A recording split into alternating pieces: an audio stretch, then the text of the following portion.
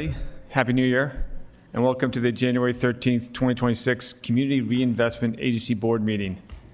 Our meetings are public, and you're welcome to join us in person on Zoom or by watching from the City Council's agenda page, YouTube, or SLC TV. We hope you continue to join us in whichever manner you feel most comfortable. We begin our meetings with the comments to the board, and I'd like to remind you that written comments may be submitted to the CRA office via mail to P.O. Box 145476, Salt Lake City, Utah 84114, or by emailing us at council.comments@slc.gov or calling our 24-hour phone line 801-535-7654. Before we start, I want to remind everyone about our rules of decorum, which are in place to ensure our meetings move along well and that help everyone feel comfortable sharing their comments. A copy of the full rules of decorum are available. If you'd like to make a general comment today, we are accepting comments in person or online from Zoom. Scott Corpany from our staff will moderate our Zoom and will message you with any questions about your registration. If you need to speak with our staff, please select Scott from the list of participants, or you can also raise your hand in Zoom to indicate that you need something from the host. Staffs are handling many tasks, so please limit your messages to technical issues and minimal information updates. Taylor Hill on our staff will be calling those who wish to comment based on the order in which we receive the names. If you're on Zoom, please unmute your mic and Taylor will call your name. We will now open our general comment period. Taylor, please start with our first comment. Thank you, Mr. Chair. We do not have anyone registered to speak. All right, thank you. We have no public hearings. Community revs, item number C is the CRA business. And our first one is the election of the chair and the vice chair, as we do every year on our first meeting in January. So we open up the floor. We'll first vote on the chair position, and then we'll vote on the vice chair position. Mr. Chair? Yes, ma'am. Thank you. I would like to take the opportunity to nominate Councilmember Dan Dugan to be chair of our CRA board. Yes. Are there any other nominees? Any questions? I would just like to say I've so appreciated the leadership that you've shown in the CRA capacity. I think everybody has a different style of leadership, and you're a leader who listens. And I'm always so incredibly grateful for the dedication that you show to these responsibilities. And I think the city would be very fortunate to have you leading out in this position. Thank you very much. I appreciate that. And I thank you. Thank you for the nomination. Mr. Chair, I would like to also, even, I don't know if symbolically or officially second the motion, and looking forward to your leadership and steady pace moving forward for the CRA. So, well, thank you very much. So we have a motion from Board Member Young, a second from Board Member Wharton. And I would move to close nominations and proceed to voting. Okay. All in favor of that? Yes. Yes. Aye. Okay. Aye. We'll move forward to that. And you have your ballots in front of you.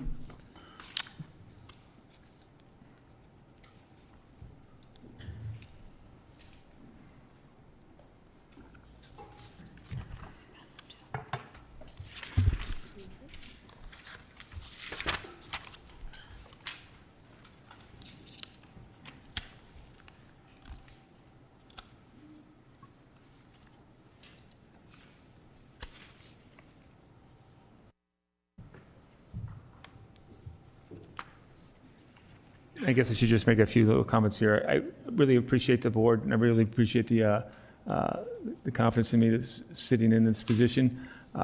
And I want to continue on making sure that we have good dialogue between all the members and kind of continue on the pace that we set last year with small group meetings, keeping everybody informed of what's going on, and working with the council leadership also to making sure that we're all understand the agendas, understand the topics, and so we can make the right decisions across the board. So I look forward to working with everybody here and working with Danny and your incredible staff. So thank you very much. We'll now move on to the vice chair position. Oh, wait, we gotta announce the results. Oh, sorry, I guess we do gotta go that far. Stand by. We have a unanimous vote for Dan Dugan. I can read them out loud if you'd like. So, I'm not sure how we normally do this. Do we normally read? Yes, we normally read them all. Yeah. Okay, with the council member's name? Yes. Okay, Erica Carlson has voted for Dan Dugan. Chris Wharton has voted for Dan Dugan. Alejandro Puy has voted for Dan Dugan. Eva Lopez Chavez has voted for Dan Dugan.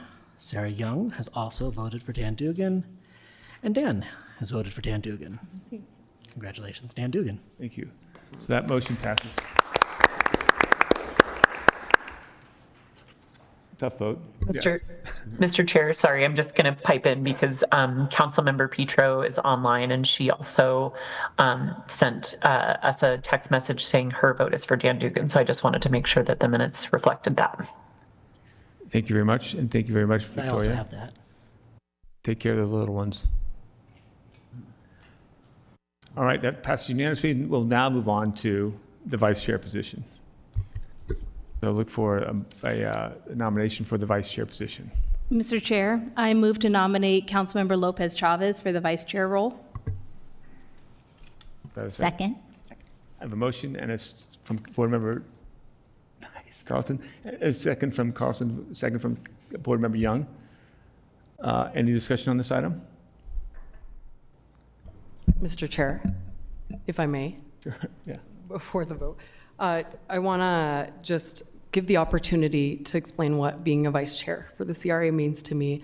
And now entering my third year, believe it or not, as being a part of this council.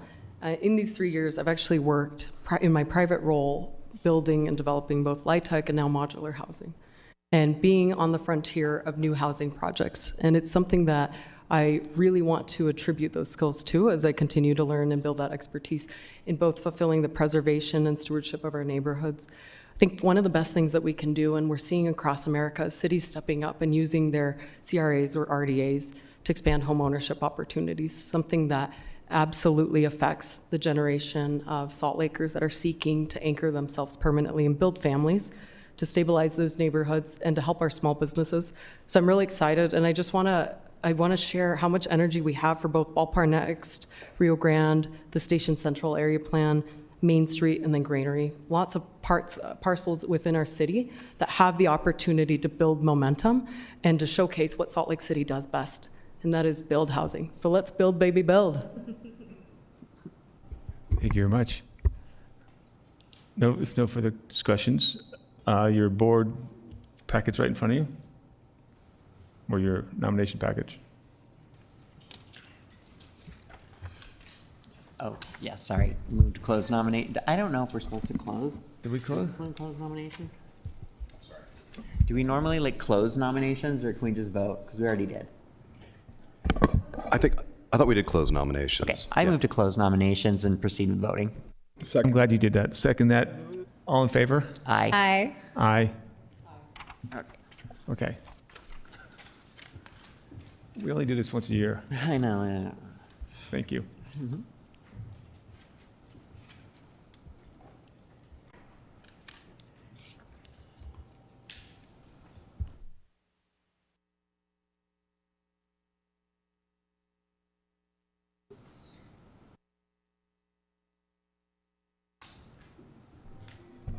Okay, I have 7 ballots. Sarah Young has voted for Eva Lopez Chavez. Erica Carlson has voted for Eva Lopez Chavez.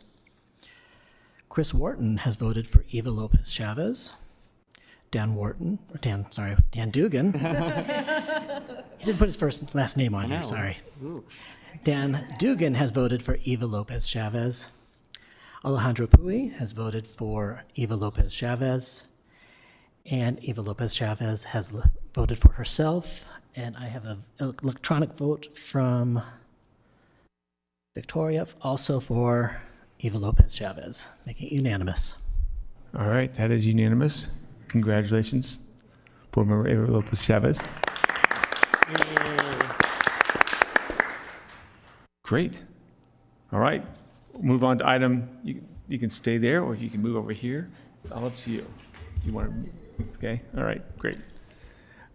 Moving on to item number 2, this Board of Appointment of the Reinvestment Advisory Committee, Ian Joyce. And I think Ian has joined us virtually. Yep, I'm online. Wait, are we supposed to?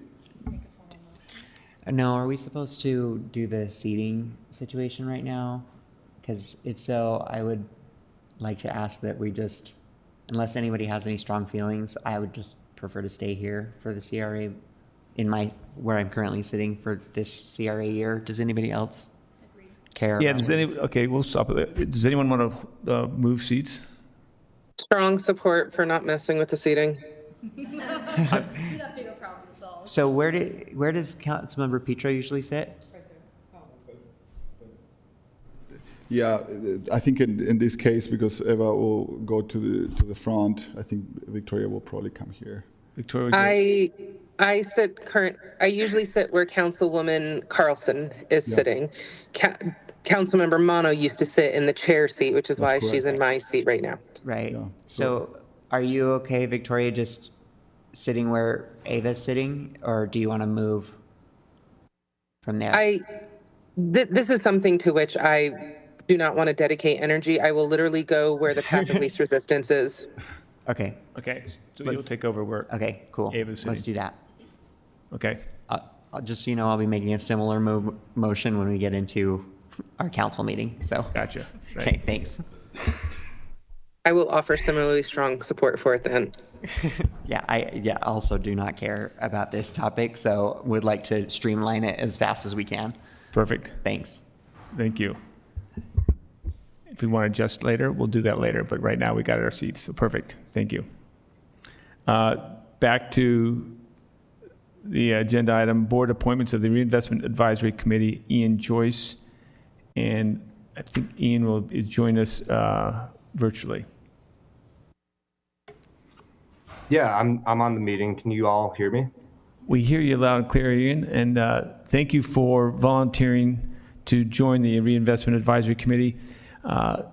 So tell us a little bit about yourself and why you want to be on the RAC. Yeah, that's a great question. And just hold on one second, Ian. Can we get Ian on the screen?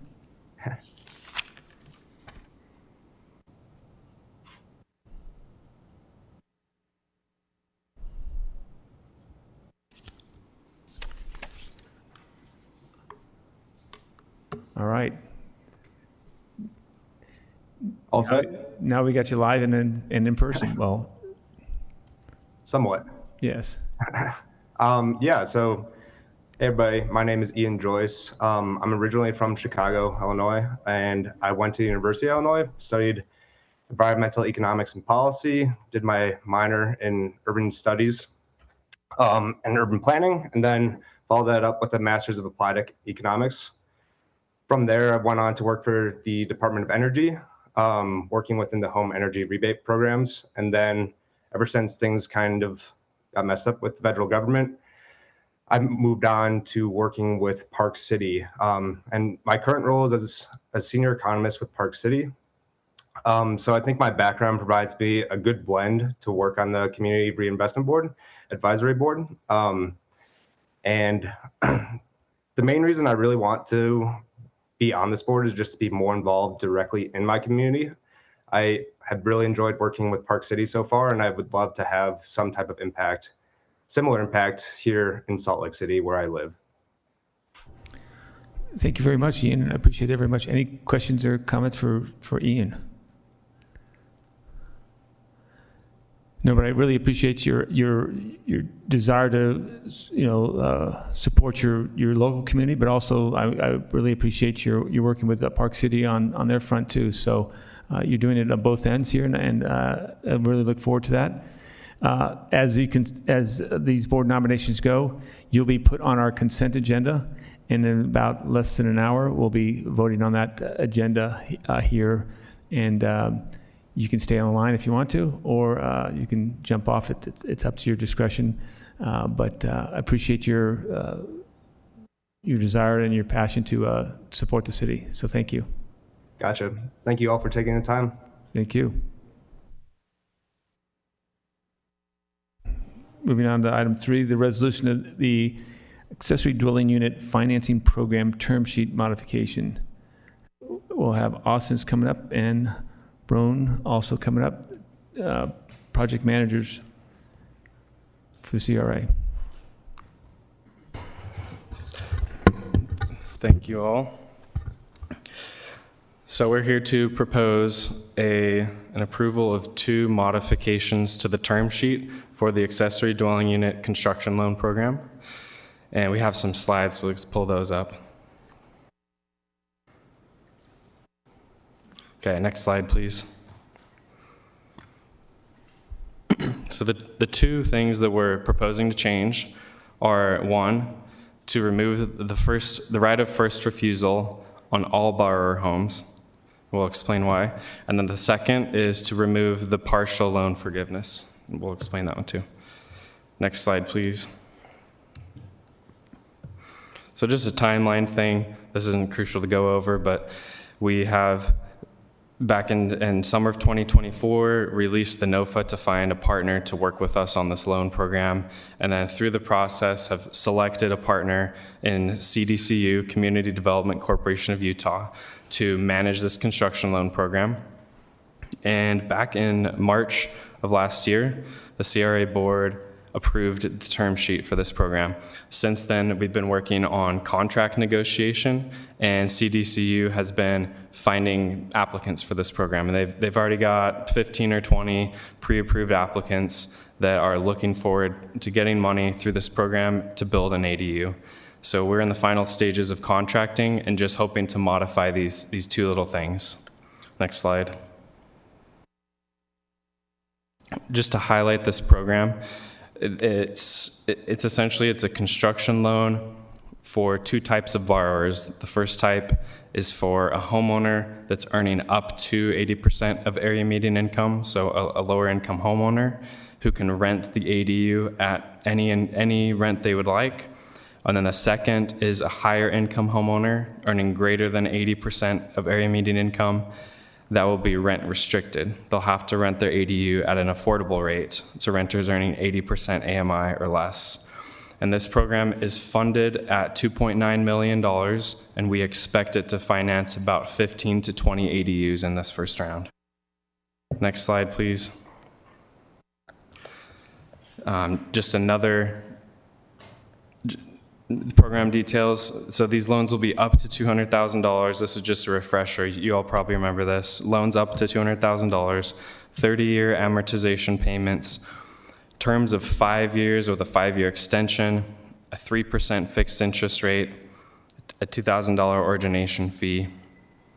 And essentially these funds will be revolving where as the buyer pays it back, it'll go back into the loan fund, and this is something that the board could choose to do again if this pilot program is successful. Next slide. Okay, so let's talk about these 2 changes and why we're asking to make them. So the first one is, let's talk about the loan forgiveness. So originally this program was approved with the idea that 10% of the loan balance would be forgiven on the closeout of the loan, whether that's year 5 or year 10. So for example, if they had $150,000 remaining in the loan balance, 15% of that would just be forgiven. So they'd just pay $135 back. Well, as we were diving deeper into the numbers, we really didn't see a need for this to exist. It seems like this money could be better used funding more ADUs in the future rather than just being forgiven. And here's why. So the first thing is market rents for a 1-bedroom ADU in the Glendale or Poplar Grove area is closer to 55% of area median income. And as we're restricting rents to 80% of area median income, we really don't see a potential loss of rental income. The second one is that if a homeowner is renting their ADU at that market rent, which is close to 55% of area median income, there should be enough cash flow generated to operate the ADU with a reasonable market return. And the third one, and this is a big one, loan forgiveness would result in a pretty big taxable event for the borrower that they might not be prepared for. as they're getting a $10,000 to $20,000 one-time loan forgiveness, they'll be liable to pay taxes on that, and they may not be holding the cash to make that payment. Next slide. This is some financial modeling to show the scenarios. The top one is what it would look like if a homeowner borrows the full $200,000 with that 3% interest rate. They're making monthly payments for 30 years, and they're charging what we think is the market rent in this neighborhood, about 55% of area median income. They can comfortably operate this ADU with reasonable expenses at a 7% cash-on-cash return, which is a great market return for a backyard ADU. We feel like that's a comfortable amount of cash flow. If you look at the second model, this is if somehow they're able to achieve that 80% AMI rent, which is what the program caps it at. It would come out to a 31% cash-on-cash return. So there's really, having this rent restriction really doesn't limit the homeowner's ability to make it a reasonable market return. So we just don't see it as a loss as we're restricting rents on these things. Next. So again, to sum it up, these are the two things we're asking to remove. One is the right of first refusal on all borrower homes. The reason why we want to do that one, it was something that CDCU included in its application that it did not intend to. It was a carryover from their down payment assistance program. And then second, we're looking to remove that partial loan forgiveness. We're open to any, Brown, do you have anything to add on it? Go ahead. We're open to any questions. Thank you. Thank you. Any questions? Mr. Chair, I have a question. I remember when this was announced to the community and it was really exciting, and I'm glad to see this project is moving forward. What's the likelihood of the expansion of this ADU program throughout other parts of the city with maybe similar demographics and makeups as it's currently operating in? Yeah, I think that's all up to you all as the board members. This program has a 2-year term on it with payoffs of, let's say, up to 12 years down the road, we'll get our money back. So, anytime between 2 and 12 years from now, you all could decide to re-up this program, maybe shift its geographic focus. And Mr. Chair, and I will say that, maybe one of the goals is maybe we've seen more of that in other parts of town, certainly, and the original focus was to try to make it easier in neighborhoods where it's harder. But I will say maybe money is the constraint. So if we have more money, I feel like that could be an easier argument to try to expand it a little more. But yeah, that's it. Thank you for the changes, or the request for those changes. I appreciate it. Thanks for the comments, and appreciate for the work. And I also really appreciate the explanation of the terms and the final slide there, the 55% and the 80%, because we don't realize that, the market rate is only 55. We're thinking that 80% was actually, high, and it was high, but because the market rate's at 55. So I appreciate that information. So there's a motion. So I would look for a motion on this. Sorry, my hand is raised and it's hard to. Oh, go ahead, Board Member Petro. I just want to thank them for this level of analysis. We hear oftentimes on the west side about how AMI is such a flawed measure and how it doesn't really apply. And I think this sort of analysis and work that you've done is really, really amazing in helping make sure that we're using the AMI tool powerfully and accurately. So I just want to thank that level of analysis. I think the adjustments are appropriate given the analysis you've done. So thank you. Thank you very much. So I will look for a motion on this resolution. Mr. Chair, I move that the board adopt the resolution amending and restating terms for accessory dwelling unit financing program. Second. I have a motion from Board Member Pugliese, second from Board Member Davis Chavez. All in favor? Aye. Aye. Aye. Vote. Okay, that motion passes unanimously. Thank you very much. Moving on to item number 4, Informational U.S. Climbing at Rio Grande District, Salt Lake Mattress Company Building. We got Kate Werrett and we have Ashley Ogden. Join us, Jay.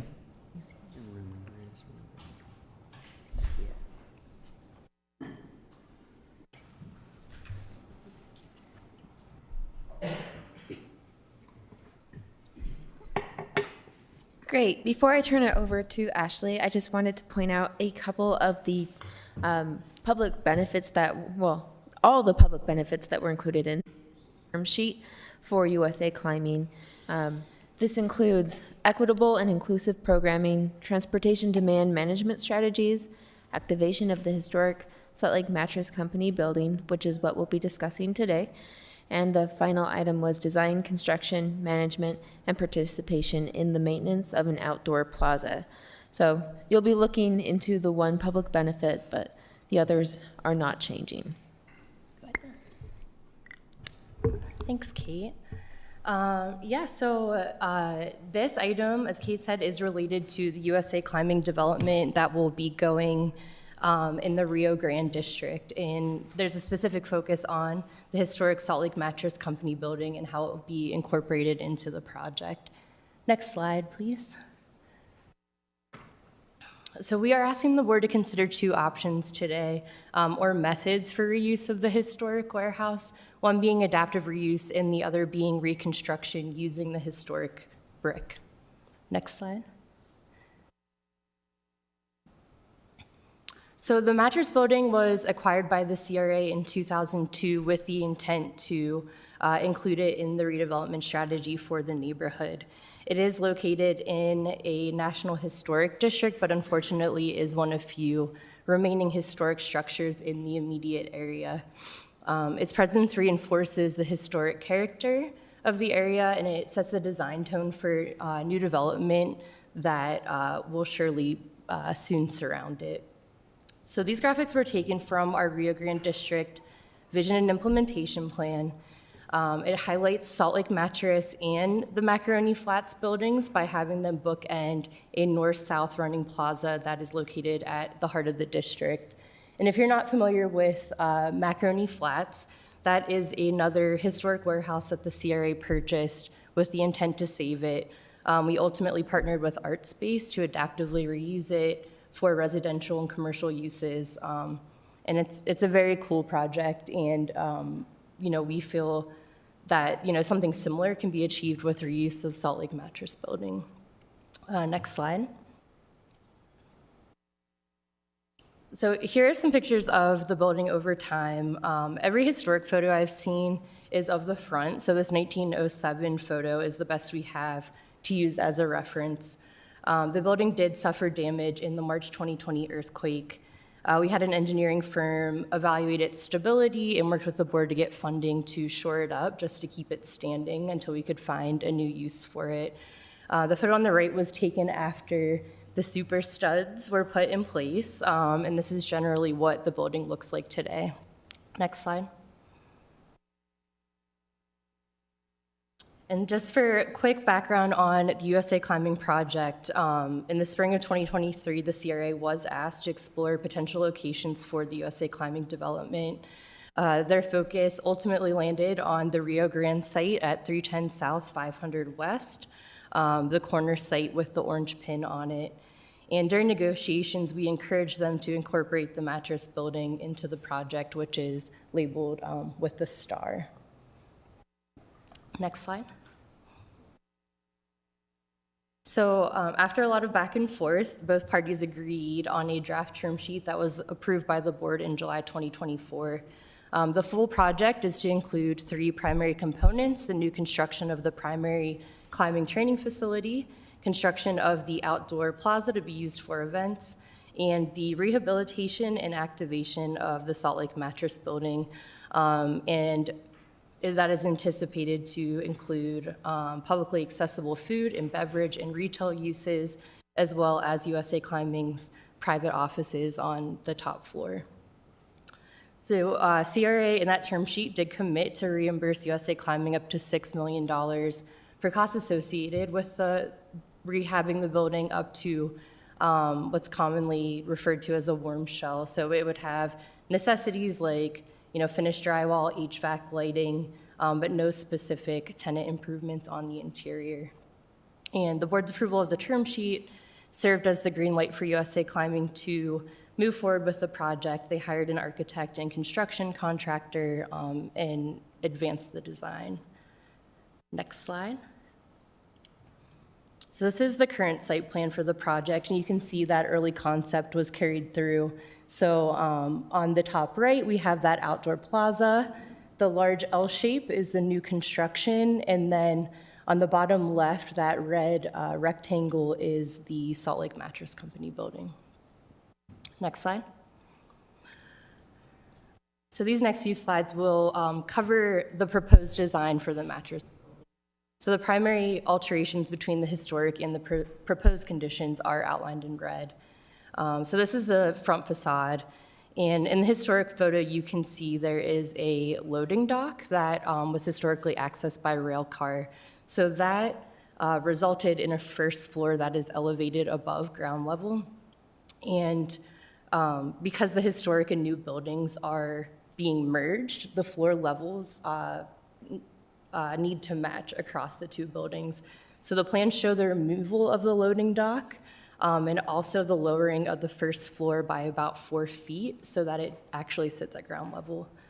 And just wanted to point out the fenestration pattern is largely maintained. There are new windows added at the ground level to provide sight lines in and out of the building. That's a design feature that is encouraged in the city's zoning ordinance and is I think a component of good design. Next slide. And that lower level window pattern does correspond with windows found on the side facades. That those windows historically served the basement. So you can't see it here, but on the two long side facade elevations, the lower level windows were actually, they sat at ground level, and it was just to allow light into the basement. And these drawings show those windows. USA Climbing's proposing to slightly raise them so they sit at ground level and provide that transparency.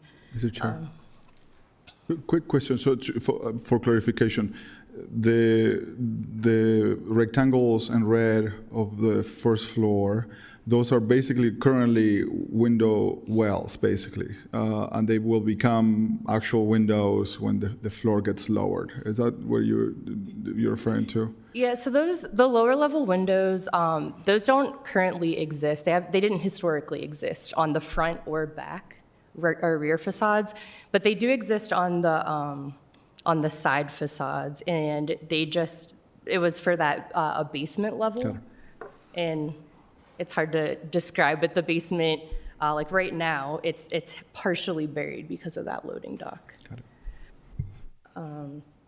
So beyond the changes in the first floor elevation and those window locations, other changes between historic and proposed are fairly minor.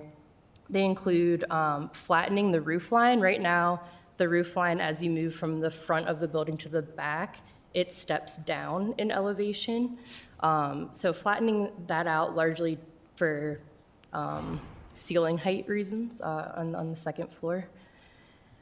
They also plan to put solar panels on this building, and I think that is a factor as well.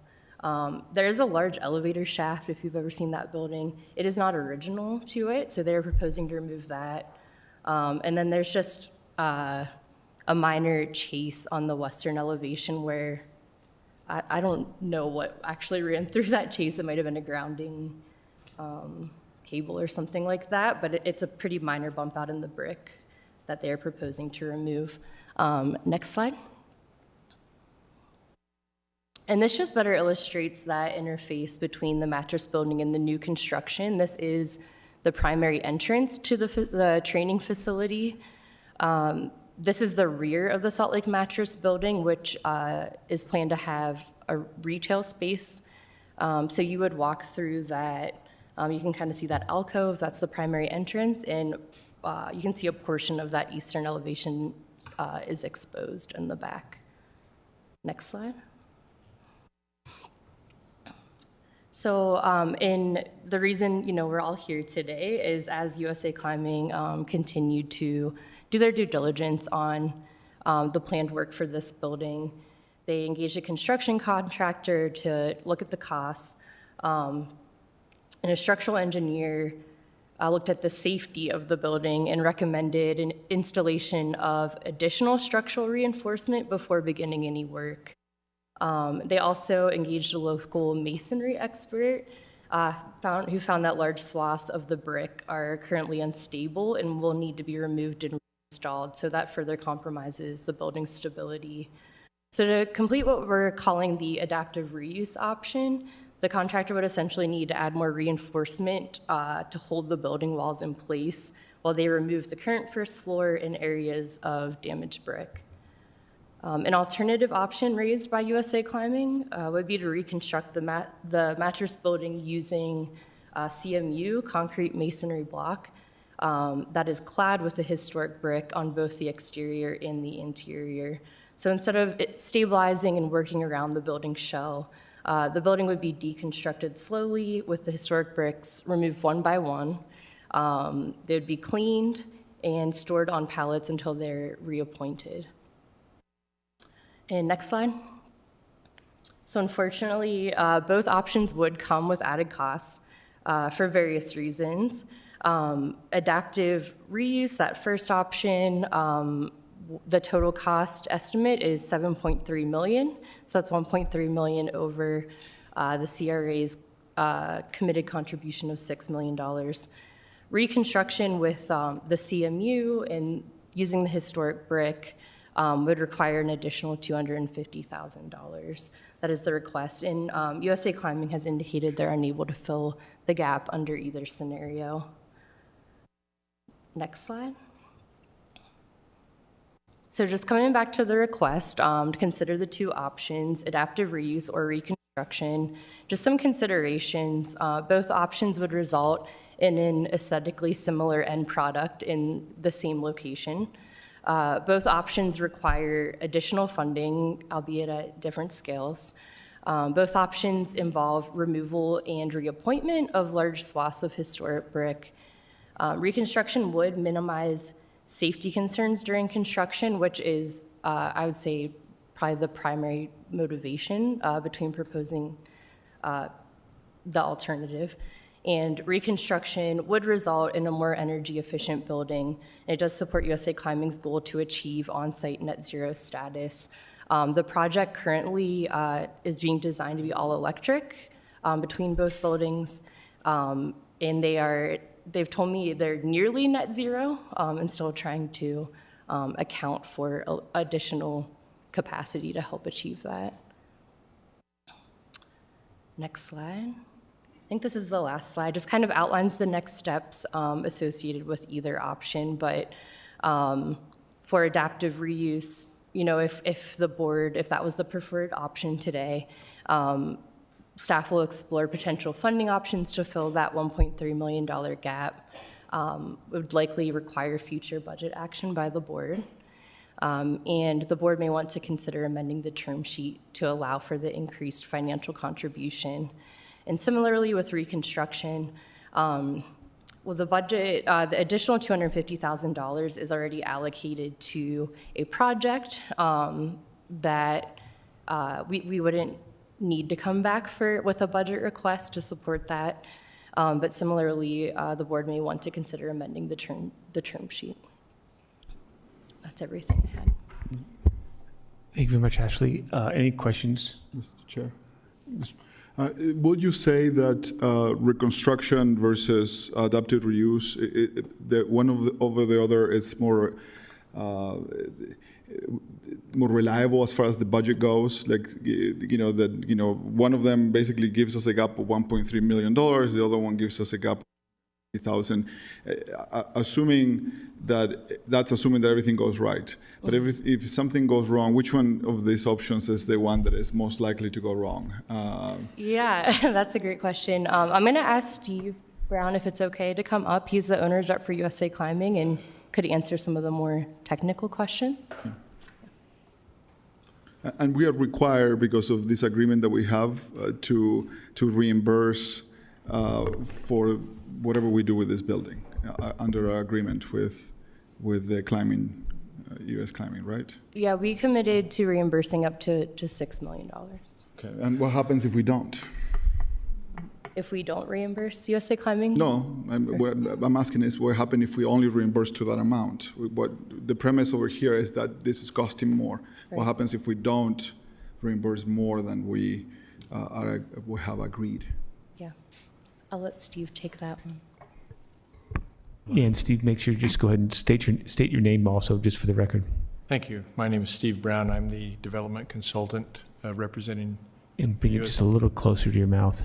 Steve Brown, the development consultant representing the USA Climbing. In an attempt to answer your question, what if we are unable to fill the gap between the 7.3 and the 6? Or between 200, or the other option too, right? The $250,000. Well, to go back to your initial comment in terms of reliability for budget purposes, we have retained Oakland Construction, a very well-qualified firm here in the Salt Lake area.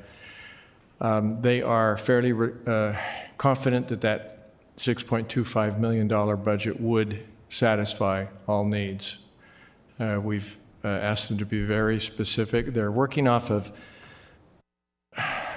our design development drawings are almost complete, but they are not construction drawings, but their sense of confidence in the amount of detail they have off the design development drawings is high. So we're pretty confident we can satisfy the needs at $6.25 million.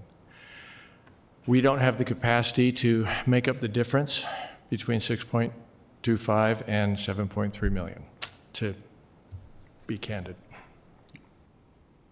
And I think the one question is also, but they were still confident of the 7.3 number also, or is that less confidence in that one? Well, they're fairly confident in that as well. The main difference between the two numbers relates to the structural integrity of the building, as Ashley indicated. Yeah. There's more steel involved in the adaptive reuse. If we are able to do a CMU application that we would then reapply the brick to on both the exterior and the interior of the building, it's much less expensive by the tune of about $1.1 million. $1.1 million. Thank you, Mr. Chair.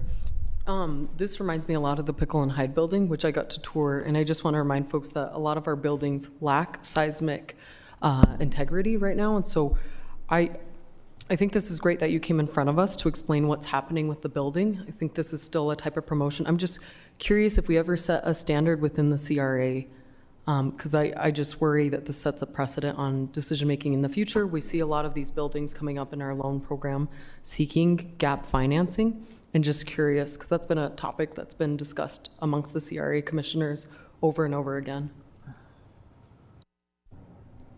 I don't know, Katie, if you know, or... I would say this wouldn't necessarily be a precedent-setting item in general, because it's not falling under the tax increment reimbursement program. It's a little bit different setup. Additionally, it's not a percentage increase due to that adaptive reuse of a building. This is more of a one-time moment, and because of that, I wouldn't say it would be precedent setting. I'll also add, just from Mr. Chair, if I could chime in. This is Jennifer. Go right ahead, Jennifer. There's another kind of unique aspect to this particular project in that the board, I can't remember if it was maybe 15 years ago, this property was purchased with CRA funds specifically for the historic preservation of that building. So it was kind of like a policy decision of the board at the time to purchase this property so that the building could be preserved.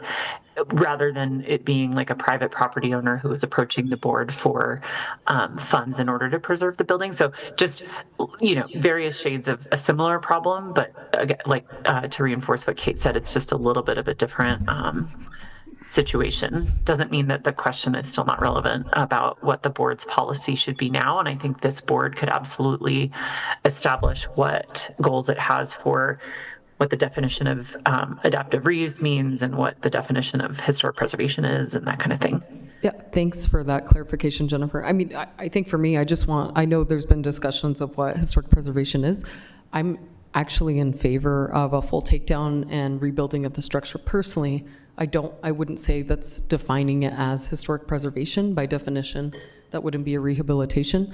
But just seeing other structures, there's immense steel rebar and other aspects to the to securing the structure that is necessary that will maintain it for the longevity that we continue to have it as an asset.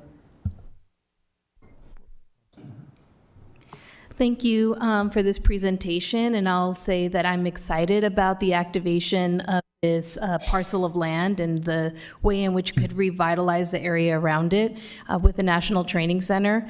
I am concerned about, to Board Member Pui's request and question about the additional $250,000, whether or not it would make or break the project.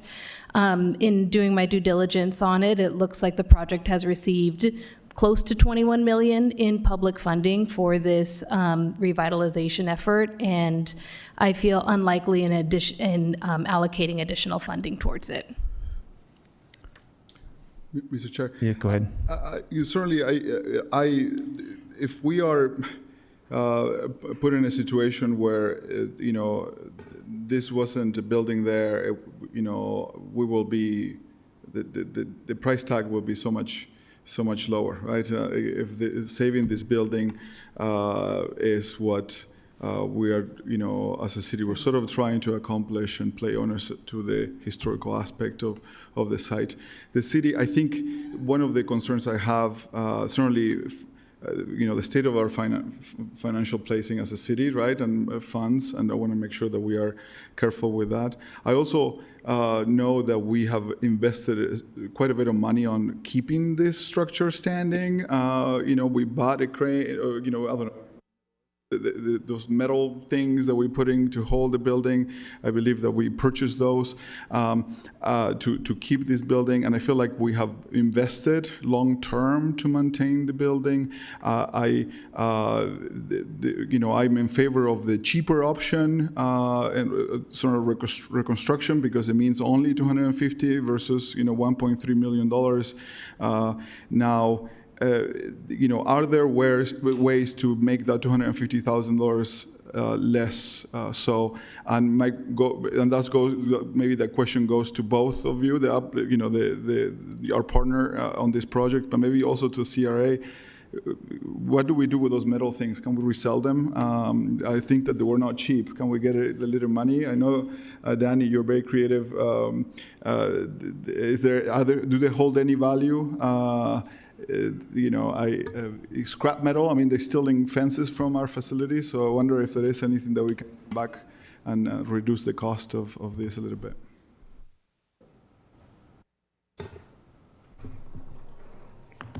That's a very fun question to answer, thank you.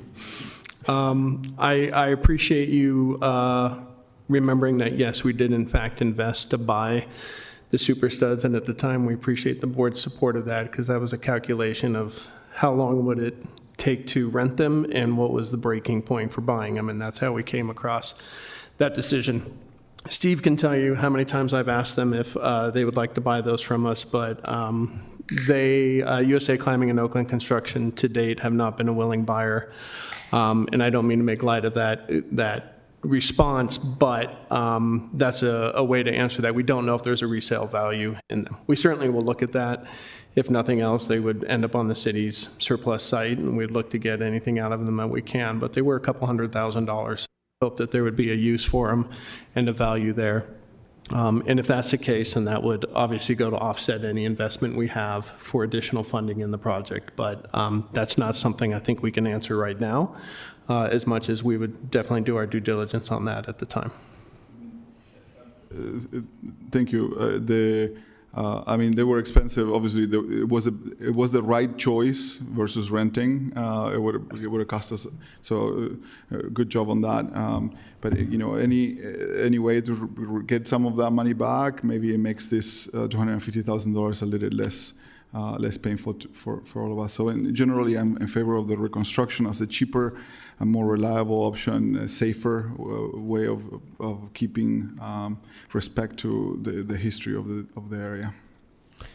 Thank you very much, Danny. And Councilmember or Board Member Petro. Thanks. So as Councilwoman Lopez Chavez referred to, this is the second time that we're seeing reconstruction being suggested. And I suspect that maybe more future-looking historic preservation for seismic concerns alone might encounter this. So the precedent I'm concerned with setting is that if we're doing this with reconstruction, are we setting a precedent for high caliber requirement for the reconstruction? I know that there were small adjustments to the fenestration that you mentioned, but for me, I'm 1,000% okay with considering reconstruction. I just want to make sure that since this is the first time we have a really clean process with high involvement from the city, are we able to set a high precedent and a high bar to make sure that when reconstruction is suggested for other historic places, that we have a good precedent in the standard that we're setting? Yeah, I just wanted to respond by saying that it was definitely hard. It wasn't easy for us to, propose this option, bring it forward, the reconstruction of this building after having put so much into it. But, we do think that this is a high quality project. We've been involved from the start all along in the design of the larger facility as well as this building and how it'll be used. So, we do think that, the building is being highlighted and reused in a quality way. We think this will be a really great project that we'll all be proud of when it is done. And also, that relationship, I guess, within the larger district to the other historic warehouse buildings highlighted along a plaza, I think this will really go a long way when it comes to, giving the neighborhood a sense of place. So yeah, I think this is setting a high bar for future projects where we might, have to accept reconstruction as our best option. Thank you. I'm fully comfortable with that as long as we're setting that high bar. Thank you very much, Board Member Young. Thank you. So this is kind of a process question, but I'd love your insights on. So whenever we're going into some of these historical buildings, there's obviously kind of the face value things that we know, but then there's always going to be those things that we don't know.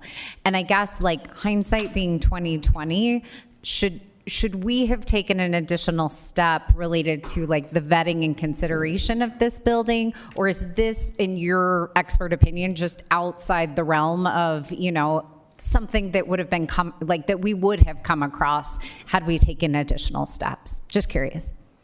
Yeah, I think that we did as much as we could. So after the earthquake, we did engage one of our on-call architects to, before we proposed reinforcing the building, that investment, we wanted to get a sense of, if we were to move forward with rehabbing this building ourselves, what are we looking at cost-wise and what would it take? So we did look into that, and that informed the $6 million estimate that we used for our term sheet. That was done in 2020.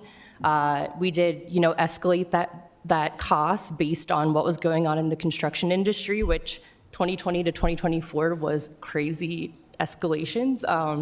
So I think we did the best we could.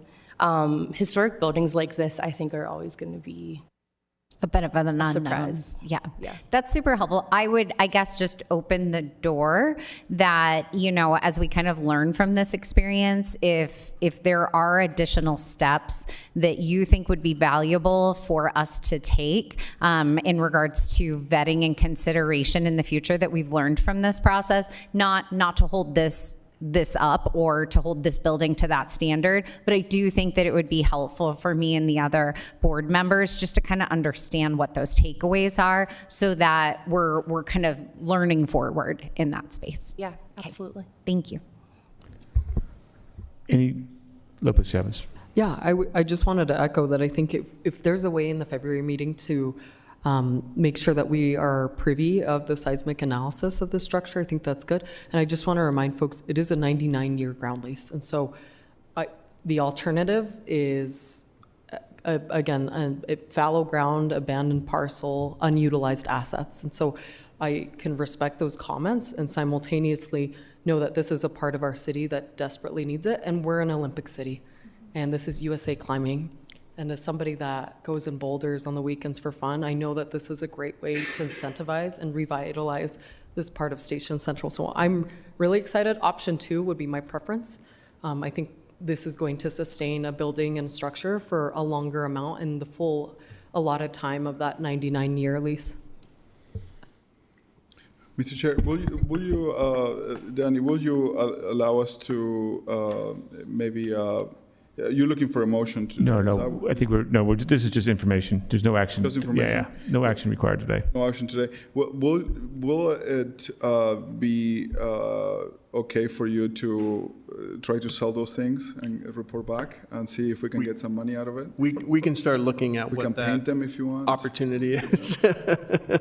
Yes, we can start looking at that as far as getting you likelihood, potential value. Thank you. Councilor Wharton, or Just Board Member briefly, Wharton. Mr. Chair, that I want to keep in mind, kind of to what Councilmember Lopez Chavez was saying, is that this is checks. I'm also frustrated to hear that, you know, we need more money for the project, but I also am not entirely surprised given the state and the lack of use that these buildings have been in for quite a long time. This building's been in for a long time, and but I want to keep the focus on that this project isn't just about USA Climbing, although that's very important, and USA Climbing has made a big investment in Salt Lake City by moving their headquarters here. But this is also about historic preservation and activation in a key area, and this is the catalytic anchor for that area.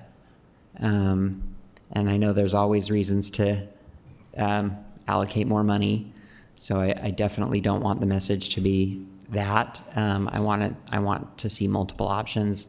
I want us to be able to carve out the right path, and I don't want it to just be choice A or B, but I also understanding the significance of this project for our city plans.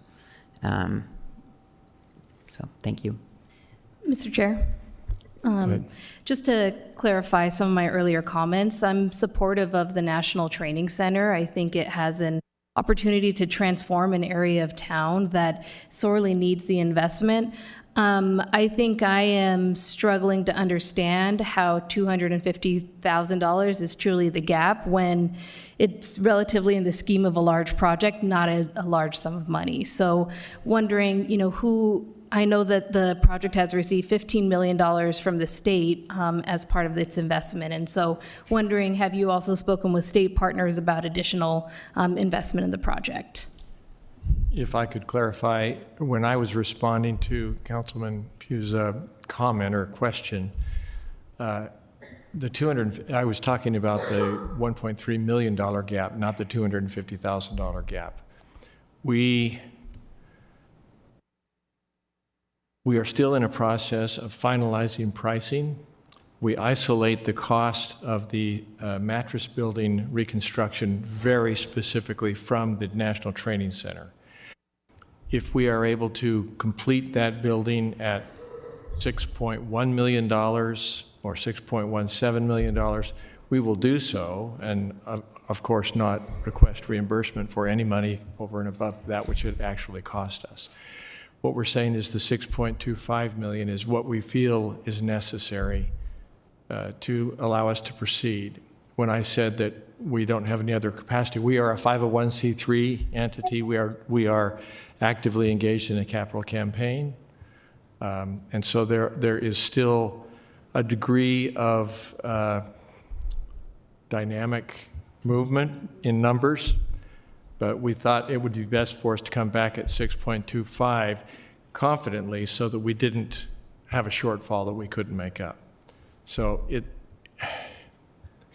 it's not an absolute make or break, but it makes sense to us to try to establish that relationship with the CRA at this point in time. Thank you for that clarification. One last comment.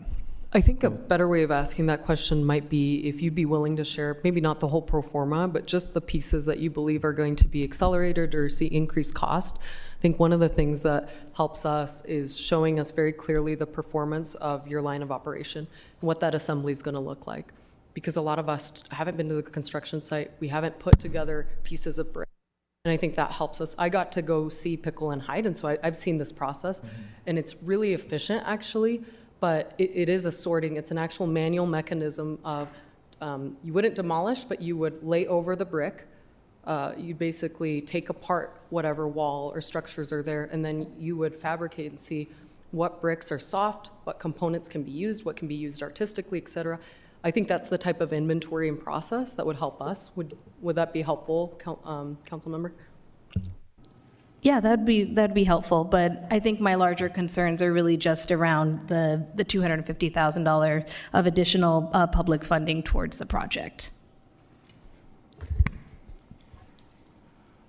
I'm happy to speak to that a little bit. I think we can all sit here and certainly appreciate that comment when you're looking at an overall project in the neighborhood of upwards of $45 million, and a $250,000 ask within that obviously makes sense. If I can speak on behalf of USA Climbing, I think two things go into play in that. Number one, there's been a considerable amount of time, energy, and expense on USA Climbing to even just get to how they understand what these numbers are, and that has been on them. That is part of their project cost, and so I don't want to lose sight of the fact that a lot of the work that will go into preserving the mattress building is being absorbed as an economy of scale within their larger project, that otherwise, if we were to do this building completely on our own, we would be expending that and probably asking for that as over and above the 6.25 to even just preserve this building. So I want to give them credit for that, but recognizing your concern of, this seems like something that should be able to be absorbed further within that. This is a goal that we as an agency, I think Jen said it specifically when we bought this, was a goal that we set out as far as a CRA to see this building preserved, to maintain the character of the district. That is something that we put on the table when we started our conversations with Climbing, and then you as a board approved that as part of the term sheet, that when it comes to preserving this structure, that's where the $6 million come from. And beyond just the number and the amount that we're putting into it, it is that commitment and us saying, this is something we have asked you to do, and we're willing to help fund that to the extent that you are carrying out our goal. And so I think that $250,000 beyond just what could probably be absorbed as part of a larger cost is a motion and a position of the agency to say, we realize these costs have gone up a little bit. We're willing to share in that because we also recognize that you have absorbed some of those costs over and above that $250,000 already. So it's more of a notion of the agency. It's an expression of our support for carrying out our goal. And so that is where we're at. And so I think your comments are spot on, and we would not normally like to be here and just kind of talking about these small requests, but we also recognize that if we don't step up and help pay for that, then that is additional fundraising that USA Climbing will have to go and do. And so I think for us as staff, we're comfortable sharing in that bit of the expense, knowing that they've put a lot of time and energy and funding on the other side as well. So I know that may not change your decision, but I think that background's helpful to just get on the record, because I think it shows that this is us carrying out our goal, not just USA Climbing saying we don't have the money. Right. And I appreciate the discussion across the board. it's nice to have this discussion now instead of 3 months from now, and it's in a different light. And we also, back to Board Member Morton's point, we're mixing the old and the new, right? This building is over 19 years old, right?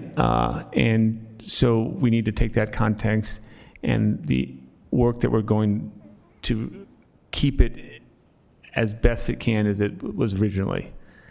And then we're mixing in the new development design right next door and 2026.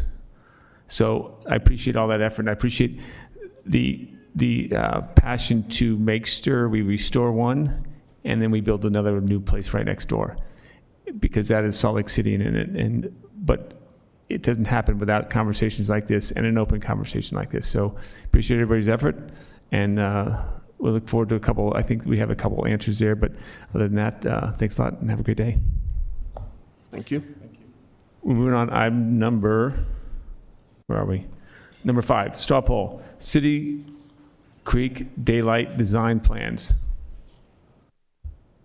And we got Lauren Parisi.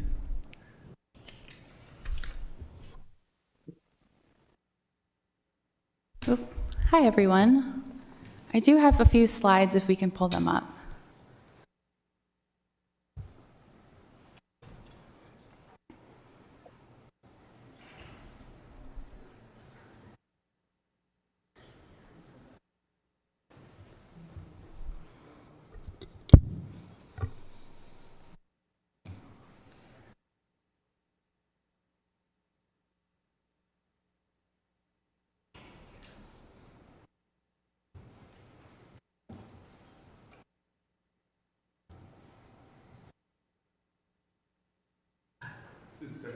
Yes.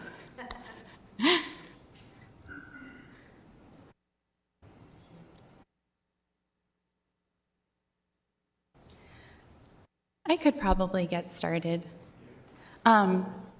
So this request is regarding the city's plans to daylight a portion of City Creek, which currently runs underground below Folsom Trail between approximately I-15 or 800 West and 1000 West. And I think a lot of you are familiar with the project, but for the public's knowledge, daylighting refers to bringing a creek back to the surface and restoring it more like its original condition. So this has been on the city's radar for quite some time. We've been thinking about it or actively planning the daylighting here. It was originally recommended in the city's 1992 open space plan. In 2022, we completed the initial feasibility study that indicated this is possible. And then in 2024, we completed a design concept, which included lots of public engagement. So the design concept, which you can see here, is broken up into kind of 3 segments: the plaza, the natural, and the active. And again, it's 8th West to about 1000 West, and running in the center is the Folsom Trail. So next slide. These plans just zoom in on those 3 segments. So the plaza features a small pond area. This is currently a retention basin that the city owns. Next slide. The natural features elements for pedestrians to kind of recreate and take refuge in the urban jungle. Next slide. And then the active segment features elements like an amphitheater and playscapes where pedestrians can play. So that's really high level, the design concept that we have in place that a lot of work went into. And then in August of 2025, we applied for the state's Outdoor Recreation Initiative. It's a grant that we were requesting funding to complete construction drawings for the project, because we have the design concept and we need to move on to the construction drawings. And so in November of last year, we found out that we received $600,000 from that ORI grant, which was great news.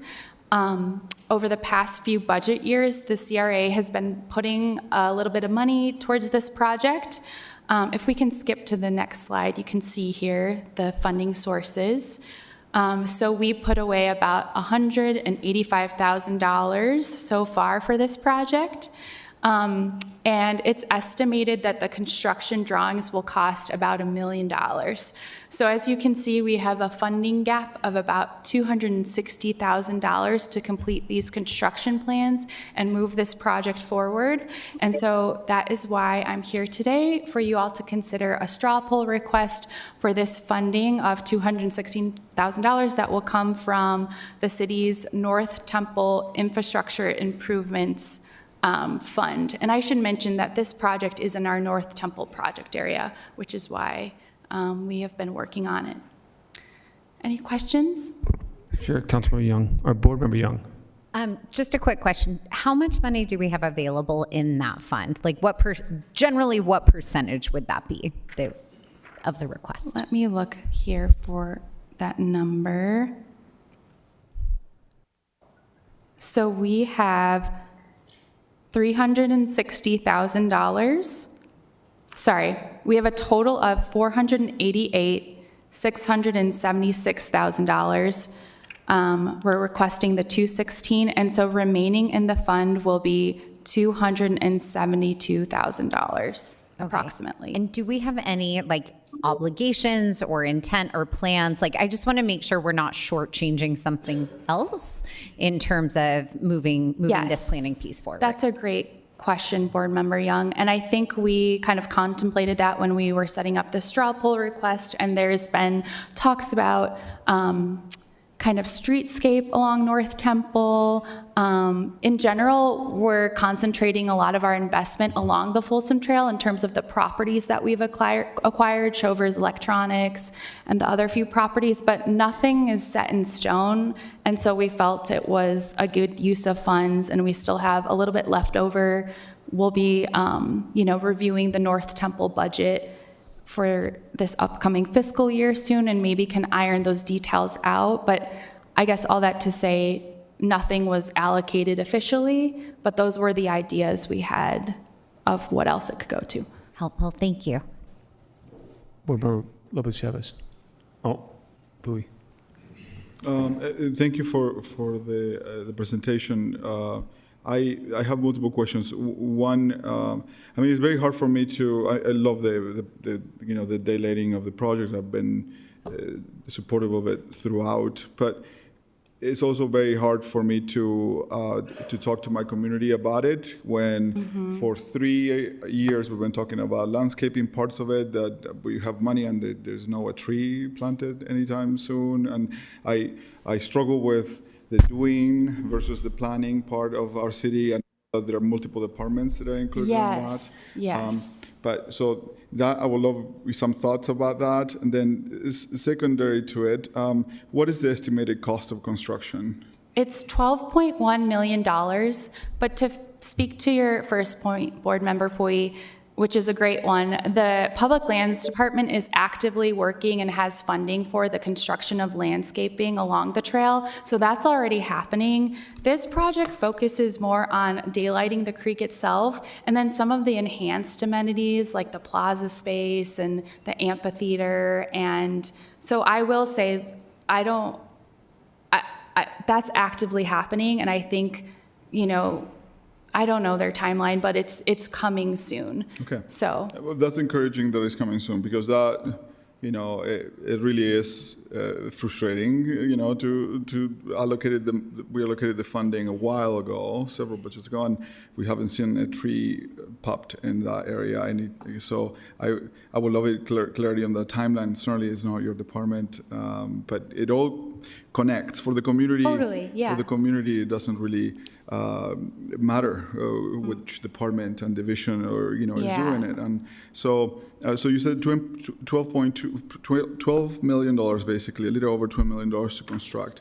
Has CRA any idea where that money is going to come from?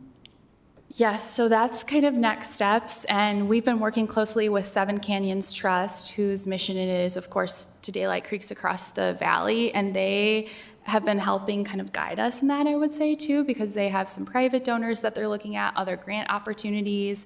So we definitely have resources that we want to tap into. A lot of grants want you to be shovel-ready with these construction drawings, so that's why we feel like it's really important to get this process going to then go out and apply for more grants for the actual construction.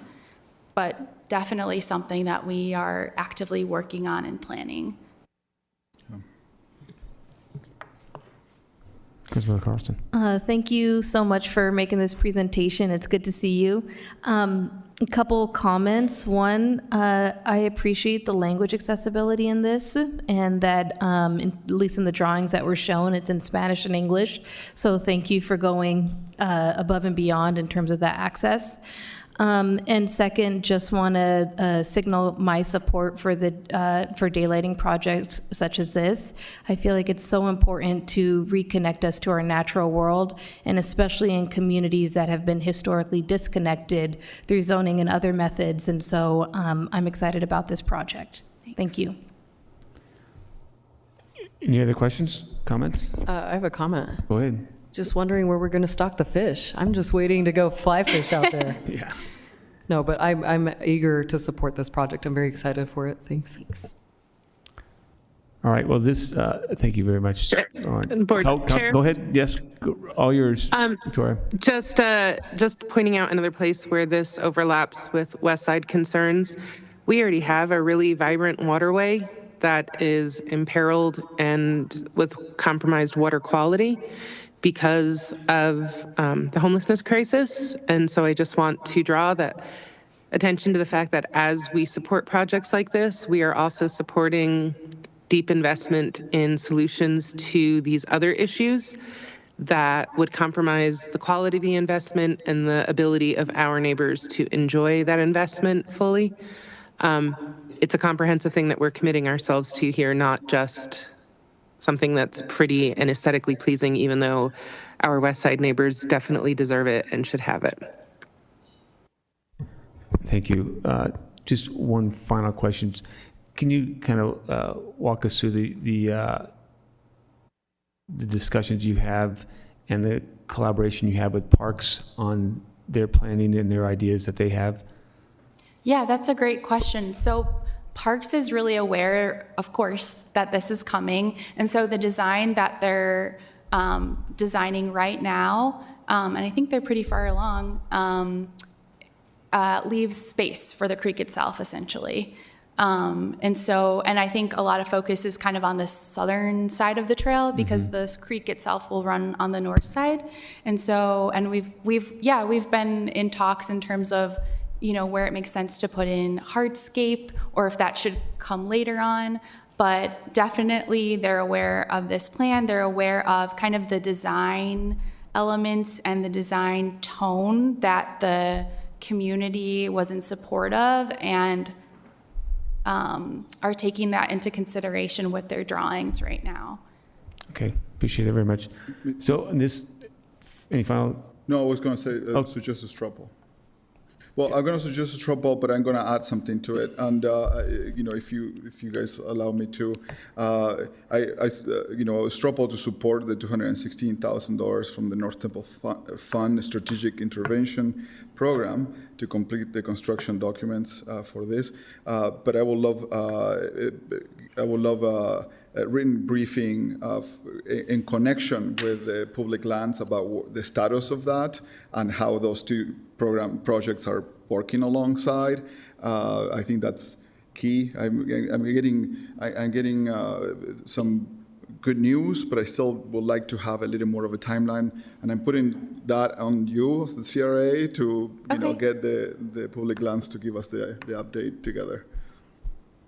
Sounds good. So does everybody understand the straw poll at hand?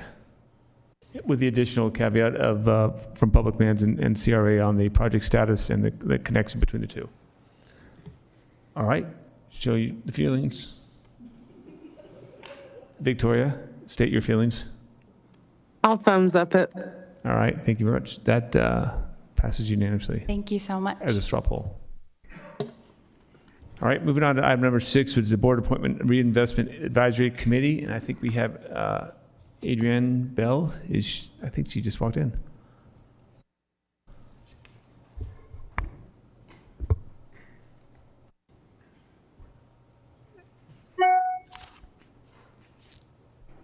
Good afternoon. Good afternoon. Thank you for joining us here today, and thank you for volunteering to be on the RAC. So I really appreciate that.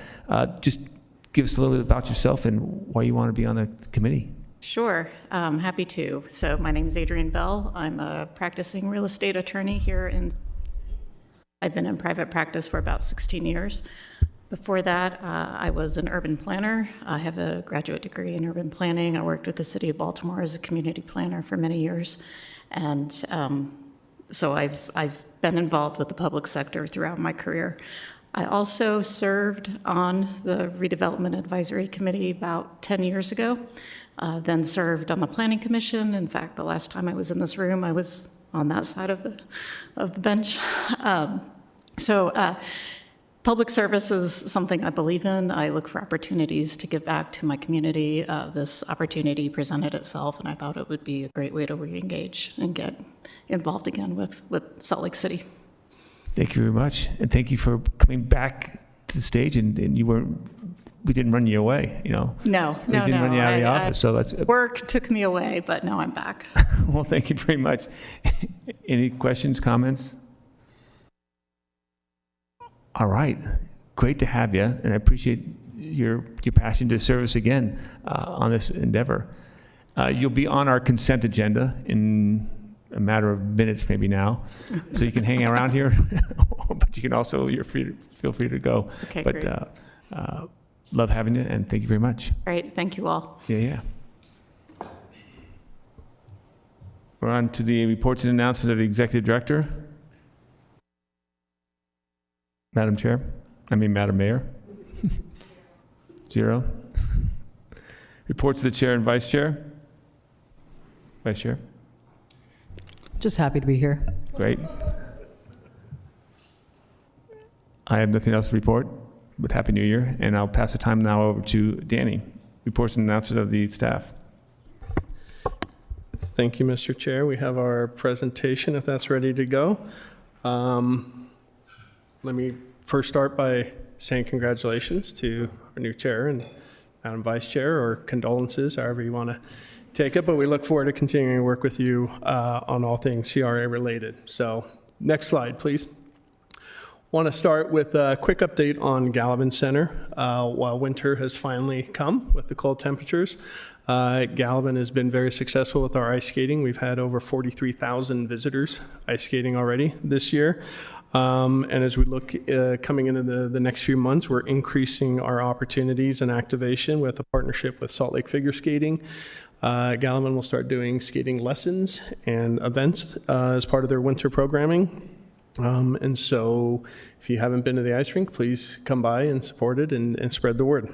Also with community engagement, Gallivan over the past year has been expanding their community programming as a way to kind of increase inclusive access, supporting small businesses and artist engagement. This is everything from craft nights to open mic nights to fusion yoga and dance. And then recently being released is our winter wellness series. So all of these are smaller, kind of more community-based programming that they're trying to increase their opportunities at Gallivan.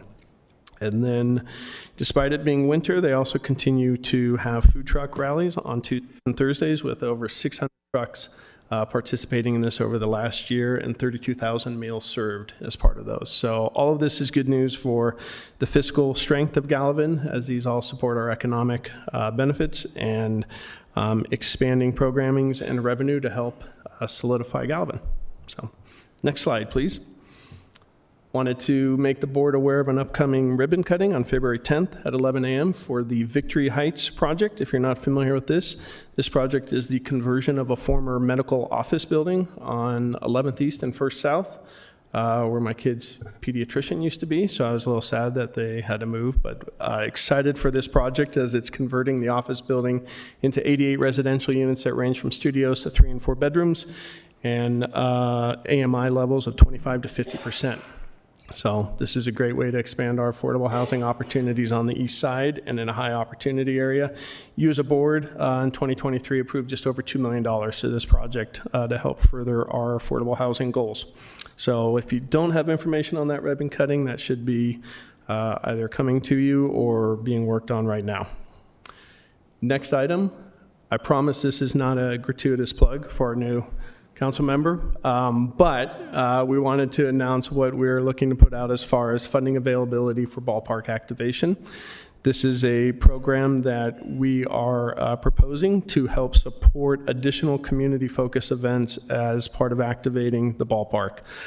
This is funding that you as a board have allocated to this program, so this is tapping into that. That's why it's not coming to you as a straw poll or a budget amendment. But this was intended for management and activation of the ballpark. The idea is to provide funding for up to 6 awardees to help offset up to $10,000 for each event, or what would be 75% of their eligible event costs. And then on the flip side, these events would also be eligible for a waiver of the rental fees. So the backside of that is that we would help cover those. But it is intended to increase the activation events at Gallivan, and also help coordinate those events with Cornerstone, who is our provider. We hope to have this open and available soon, as we're looking to set up the events over the next year and make sure that we're in a position that those can coordinate with Cornerstone on the schedule. And I have no doubt that there's additional questions in addition to Madam Vice Just Chair, want to confirm ballpark, not Gallivan. It's for ballpark, yes. Okay. So, sorry. No, you're great. And then the second question was just if they're limited to nonprofit organizations, or all organizations and entities can apply? That's a great question. I believe all organizations can apply, but they are intended to be. And I can look to Lauren to hopefully nod her head in acknowledgement of that behind me. So make sure I got that right. If I could just make a comment and say I appreciate this allocation towards activation of the stadium site, recognizing that it's been some time since the bees left us, and so we have an opportunity. The way I said that made it feel like they died, but you know, since they left us, well, they kind of, well, you know, some people might feel. I may feel that way, but I appreciate there's some thoughtful intention around activating the site, because it is a community space. Even though a private vendor is helping to manage the activation of it, I appreciate ensuring that it remains a community space. So thank you. Any other questions or comments on that? I think you're off the hook. Somewhat. Okay. Excellent. And finally, we wanted to announce, next slide, please, the hiring of Hayden Calloway, who's joined the CRA recently as a project coordinator. Hayden started his career in marketing and communications, but then decided to shift his career focus. And as part of that, he is currently wrapping up what is a dual master's degrees in city and metropolitan planning, as well as public policy at the University of Utah. You may or may not have already worked with Hayden in some way, as he has worked both within the planning department as an apprentice and an intern with Housing Stability in CAN, working on community plans, zoning history analysis, the Good Landlord Program, and other policy frameworks. So we think his skill set ties very nicely with the work we do here at the CRA, and we're thrilled to have him on board. Is he here today? I believe he's here today. Can he stand up, Hayden? Thank you very much. All right. Welcome aboard. Mr. Chair.